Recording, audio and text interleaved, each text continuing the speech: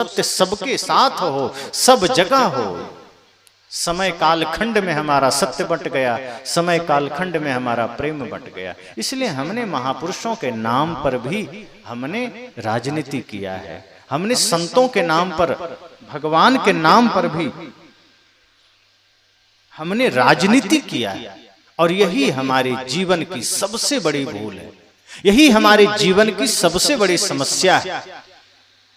तो मैंने प्रेम की बात कही कि जब प्रेम सच्चे अर्थ में हृदय में जागृत हो जाता है तो समझना कि आपने सारे शास्त्र पढ़ लिए, आप सच्चे अर्थ में धर्मात्मा हो गए। और फिर आप अपने महापुरुषों के आचरण की पूजा करेंगे। हम क्या करते हैं, चित्र की पूजा कर लेते हैं, चरित्र छोड़ देते हैं। राम का चरित्र अगर हम जीवन में उतार लें तो क्षण क्षण राम की पूजा है।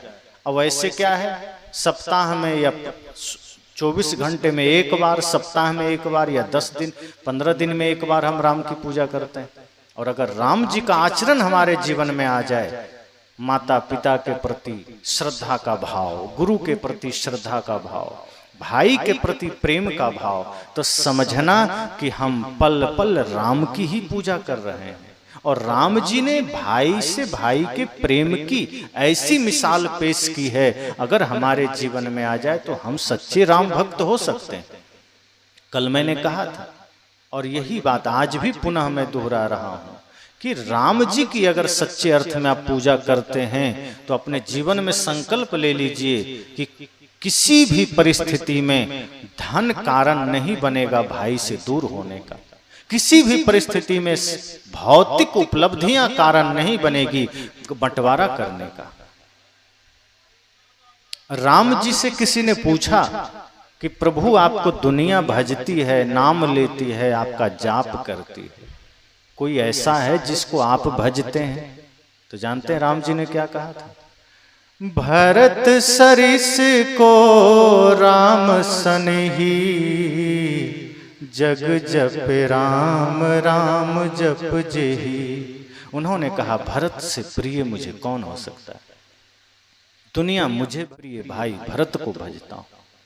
सोचिए, इतना अटूट अखंड निर्मल प्रेम है राम जी का।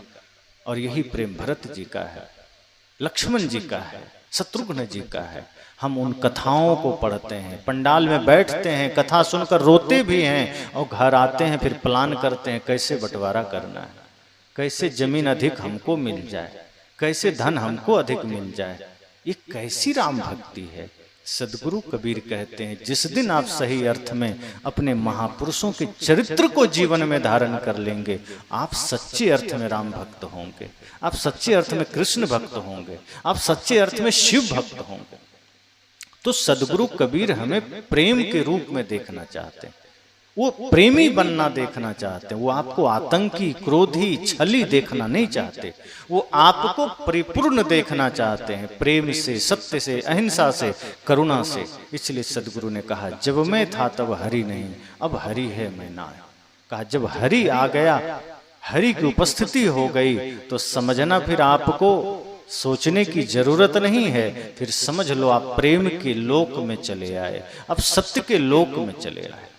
आप मन को निर्मल करके तो देखिए, मन गंदा है और हम मंदिर मंदिर जा रहे हैं, कुछ फल नहीं मिलता।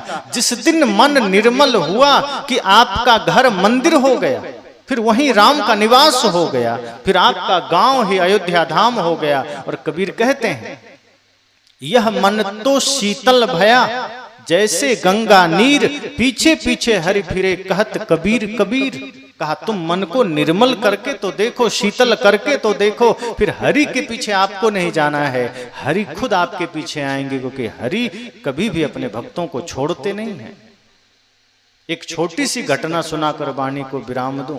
एक बार राम जी के दरबार में नारद जी आ गए, नारायण नारायण करते हुए। द्वार पर हनुमान जी खड़े थे, तो नारद जी ने कहा प्रभु श्री राम से मिलना है। हनुमान जी ने कहा प्रभु अभी कुछ बही खाता लिख रहे हैं। नारद जी ने कहा राम जी कौन सा बही खाता लिख रहे हैं, कोनो बिजनेस थोड़े करते। कहा अरे उनका अपना बिजनेस है, अपना व्यापार है। कहा क्या? कहा वो एक रजिस्टर है, एक बही है, खाता है, जिसमें वो अपने भक्तों का नाम लिख रहे हैं। कहा किस भक्त का नाम लिख रहे हैं?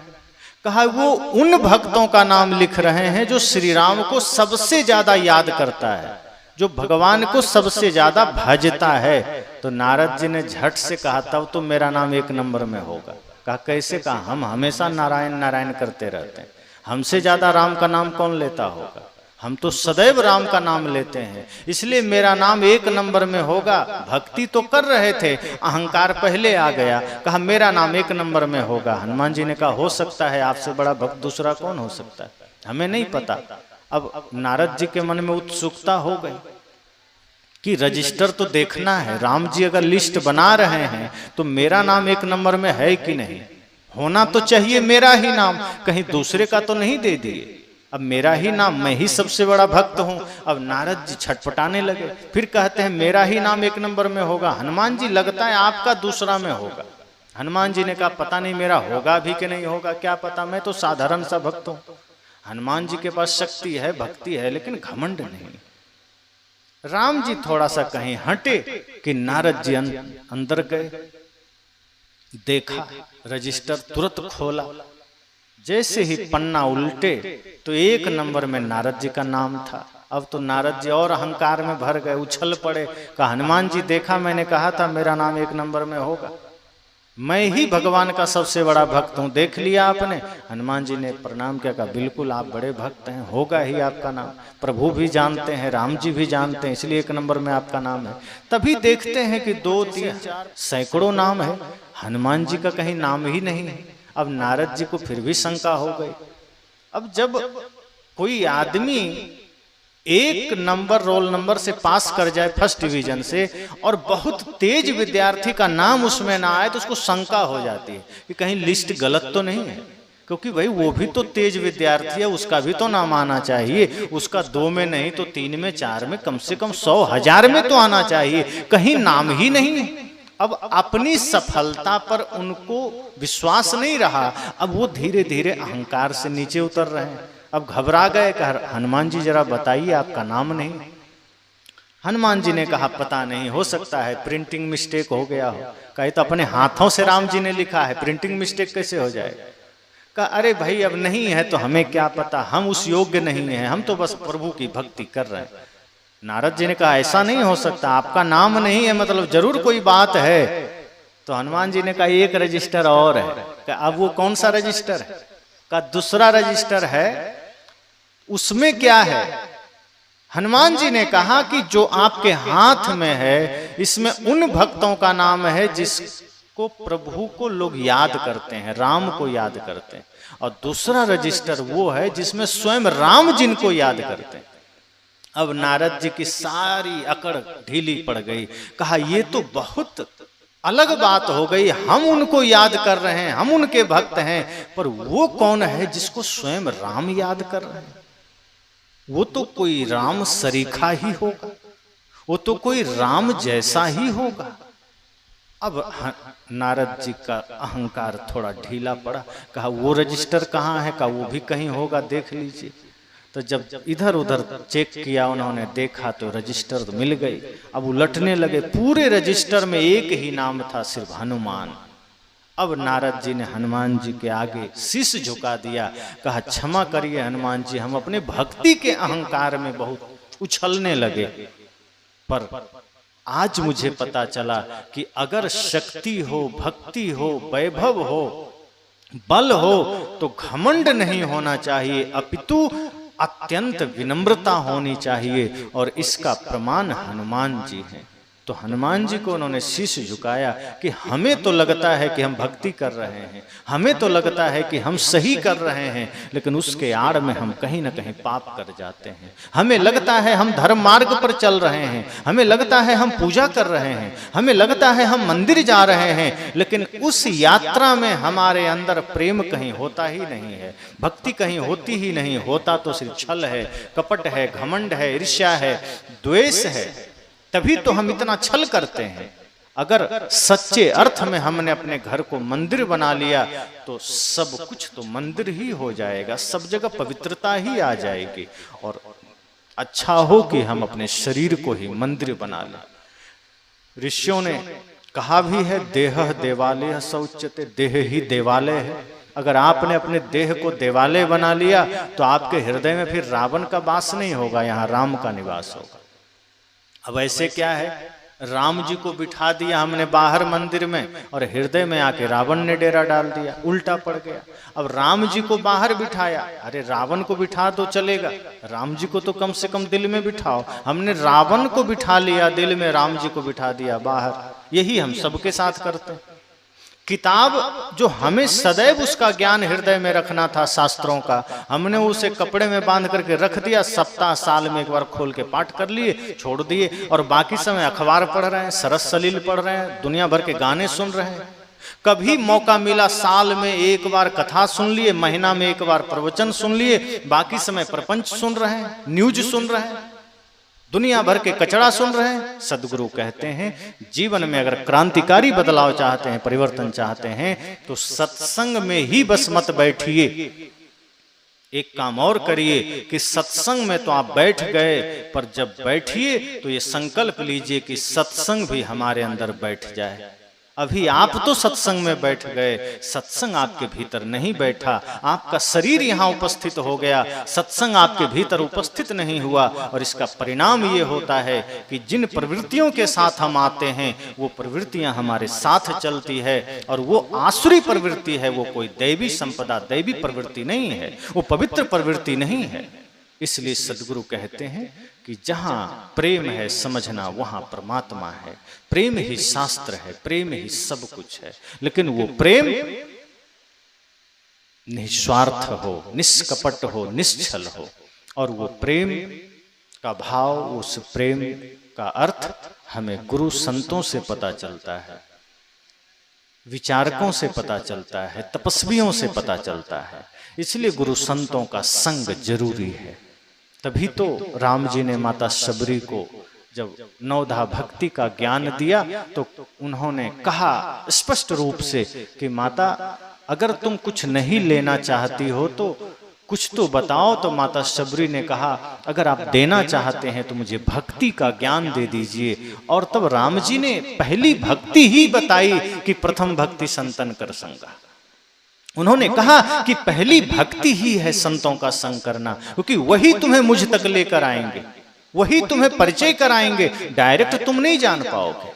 इसलिए पहली भक्ति ही है कि अगर गुरु के पास जाओ, प्रभु के पास जाओ तो संसार मत मांग लेना। माता शबरी ने संसार नहीं मांगा, उन्होंने भक्ति मांगा, उन्होंने सत्य मांगा, प्रेम मांगा। हम संसार मांग लेते हैं। हमारे पास भी कई जगह लोग आते हैं, संतों के पास आते हैं, हम लोगों के पास आते हैं, तो कहते हैं गुरुजी कृपा करिए हमारा बेटा या हमारा पोता मैट्रिक में पास हो जाए, आशीर्वाद दीजिए।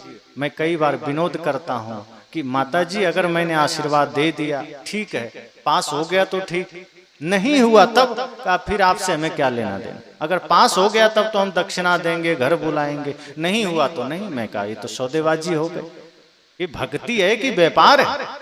अरे मेरे आशीर्वाद से बेटा पास थोड़े होगा, वो पढ़ेगा तो होगा। मैं आशीर्वाद दूं और घर में जाके वो सोता रहे तो पास हो जाएगा? पढ़ना तो पड़ेगा उसे। अब कोई कितना भी जय हनुमान ज्ञान गुण सागर करे और एक्सरसाइज ना करे तो क्या बलशाली हो जाएगा? बलशाली होने के लिए सिर्फ हनुमान जी का जाप नहीं करना है, उसके लिए एक्सरसाइज भी करना है। अगर आप माता अन्नपूर्णा का ध्यान करें और खेत में जाएं ही नहीं तो क्या आपके घर में फसल आएगी? खेत में घास हो जाएगा, फसल नहीं आएगी। अगर आप सरस्वती जी का वंदना करें, गुरु की उपासना करें और पढ़ें ही नहीं तो कुछ नहीं होगा। इसलिए तो गीता में कृष्ण ने कर्म करने की प्रेरणा दी और राम ने स्वयं कर्म करके दिखाया कि बिना किए कुछ भी नहीं होगा। अगर आप ये सोचते हैं कि हाथ जोड़ करके सिर्फ प्रभु का नाम लेंगे काम बन जाएगा, तो नहीं होगा। इसलिए जब लोग हम लोग के पास भी आते तो हम कहते हैं कि गुरु के पास जाओ तो संसार मत मांगना। धन मत मांगना, गुरु धन नहीं देते। गुरु तो धन का सदुपयोग कैसे करें ये शिक्षा देते हैं। गुरु तो धर्म हृदय में कैसे जागृत हो ये ज्ञान देते हैं। शांति कैसे जागृत हो ये सूत्र देते हैं। शांति भी नहीं देते, ये मत सोचना कि गुरु हमें शांति दे देंगे। गुरु आपको शांति पाने का रास्ता देते हैं।